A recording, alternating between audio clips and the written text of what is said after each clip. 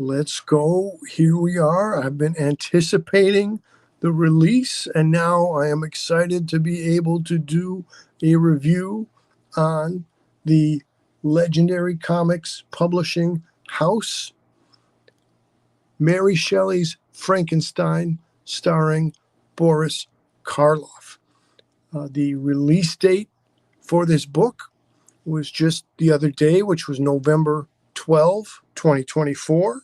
So as I go live here on November 14, I wanted to break down and get into this book. I want to give a recognition to the Reddit community for the Universal Monsters group, subreddit group. I've been having a good conversation with people over there about this very book.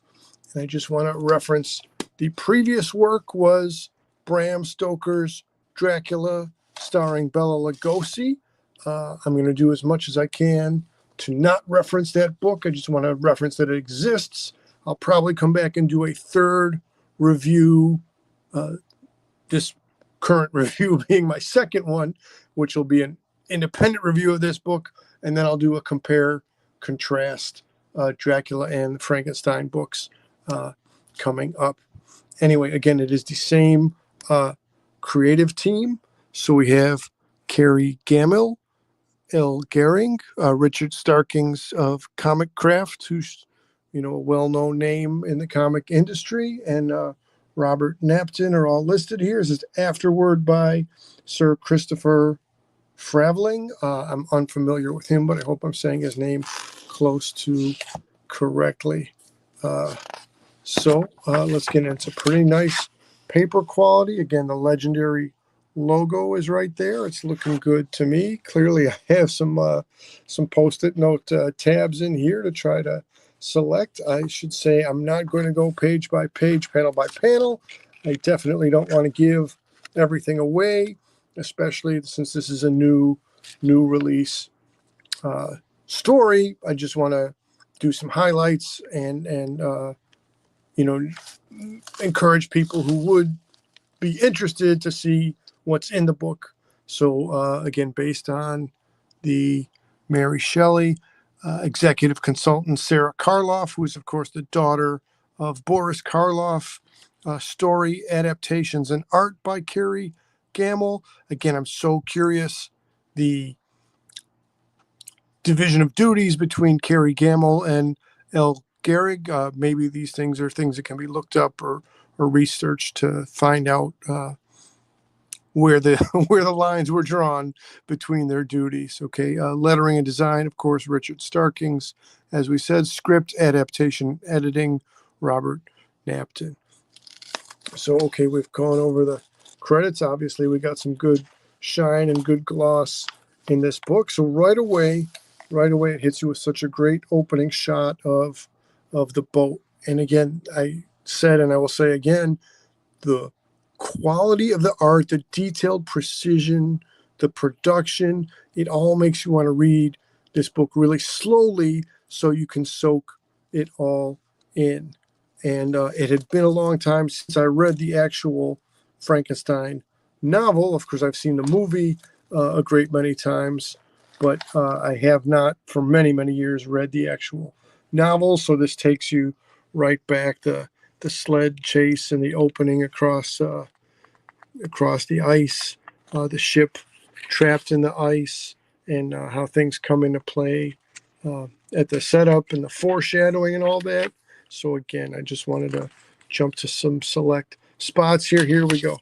A bit of foreshadowing earlier in the story to see a tree struck by lightning and the power of lightning literally illustrated there to see the destruction of the tree. So again, there's a variety of panel sizes, and in traditional graphic novel format, when you want to call greater attention to something, you go for a larger image. I want to again get to the big reveal of what will Frankenstein look like in this book. And so, but before you can have an assembled Frankenstein, you need a Victor Frankenstein stitching up a corpse. So there you have that. And now let's get right to it. A short time from there, the lightning strikes, rising the corpse body up, and then before you know it, so here's where it gets really interesting. So the art choice is to keep in this edition the Boris Karloff imagery, and right there, for my estimation, that is absolutely a great rendering of Boris Karloff, but not exactly as he appeared in real life, not exactly as he appeared in the movie, but clearly you've got the monstrous stitching, the medical sutures there. You've got the longer haired format. So Karloff, well, I can't say I know Boris Karloff when he went to the barber shop or what have you, but absolutely in the motion picture on the Universal Theaters production, Universal Studios theater production, uh, definitely didn't have long hair quite this way. But that is just, again, if you want to talk top notch art, which I definitely do because this is so impressive. And I said this is like a full Chris Farley review, which is just to reiterate over and over how awesome everything is. Again, here's the lightning strike on the operating table. It's all top notch stuff. It's well worth. So this is a hardcover book. The barn. Where can somebody get this? Amazon definitely has it. Barnes and Noble definitely has it. I'm not sure which other vendors or booksellers might be able to provide this for you. But again, just the haunted facial expressions. This is just, I had forgotten, as I was saying, it's been so many years since I read the actual novel. I'd forgotten how deeply sad, turn and turn again, plot twist to flow with the chapters. It is just I'm laughing because of the horribleness of it, but it is just nobody comes out of this book in better condition from how they started it. It's completely, truly horror and sad and a twisted tale. Uh, Again, this is just really great. How great it is to have such a horrific tale. Again, I'm in full Farley mode to say how awesome everything is here. This one, as it is such a essential part of the novelization and of the movie, the monster. Debatable. Should we call him Frankenstein? Should we call him Frankenstein's monster? Should we call him the creature? But in every iteration, in every way, you get the villagers and the torches. So here's one of the, I just like the progression, as do comic panels. They're stationary and they're still, but they have a way of depicting motion and movement. So right here, first it's multiple villagers wrestling against him, and then the strike with the stick right there. That's such a gripping way to conduct the battle. Here he gets hit in the head with a rock and flees, and that sets up the pattern of having terrible encounters with the villagers. And he was just hungry. He was just trying to eat, but he looks like he looks, and people aren't going to understand or welcome him into their homes. So again, every page has a gem on it. Every page has an impressive retell of the story. Obviously, you can't fit every moment from a full novel into this many pages of a comic book format, but it is most impressive to me. Again, full Farley. Look at that page. That's awesome. Look at that page. That's awesome. Uh, Again, Frankenstein entering the blind man's hut, trying to look at this. Whether you're more of a young Frankenstein fan or whether you're a classic fan of the older pictures, this is just such the facial expressions, the humanity. It's all right there. It's all so well rendered. And I have yet to comment on the black and white and gray, but their coloring selection, their way of navigating the black and white and gray scale, on the characters, on the backdrops, it's there.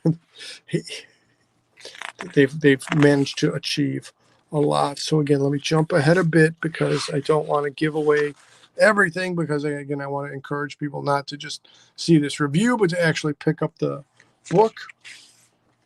So this is all really, really good stuff in here. I want to jump a bit now. So again, here's a complete essay by Sir Christopher Fraying. Again, I hope I'm saying his name correctly. I have yet to read the essay, so I have that to look forward to as my post-it notes are sticking up on each other just a touch, but just as interesting to this. And again, I don't want to compare so much to the Dracula book, at least not in this recording. But now you have the design gallery, or the back matter, as it might be called, the bonus pages, if you will, where Kerry Gammil. And again, so now this makes me curious, if L. Garing is listed as the featured artist, then how much, how much input or how much modeling did Kerry Gammil do for El Garing? What is their exact, as I said, their division of labor? How does it all shake out? These are the questions, I won't say that are plaguing me, but these are the questions that intrigue me. Again, here, just a couple different character studies. Let me just come down this way in here, and let me go in this way in here. I mean, they definitely did not do a rush job on this. This is all, a labor of love. Clearly, they were patient and meticulous as they were putting this together. Now, if you're interested, and I would think it makes sense to be interested, here's Sarah Karloff in a really significant interview. And again, I don't want to give away the whole thing, but this one segment here I wanted to highlight. This says, no matter how sinister you make the creature, when you're using Boris Karloff's face, that humanity comes through. And what an interesting choice of visual to put right next to that quote. Again, a lot of material here in this interview with Sarah Karloff, and that about covers it. So again, I'm super pleased. I knew this project was coming out from some time ago. I had been anticipating the release date, and I'm super pleased to have it in my hands now. Again, full Farley review. This thing is awesome from cover to cover, from page to page. I do plan, as I said, to come back and compare the Frankenstein and the Dracula books for their similarities and their stylized differences. This has been Mr. C diving into Mary Shelley's Frankenstein, starring Boris Karloff, as issued by Legendary Publishing House. Thanks a lot, everybody. Coming up real soon, I will do a review on the independent movie.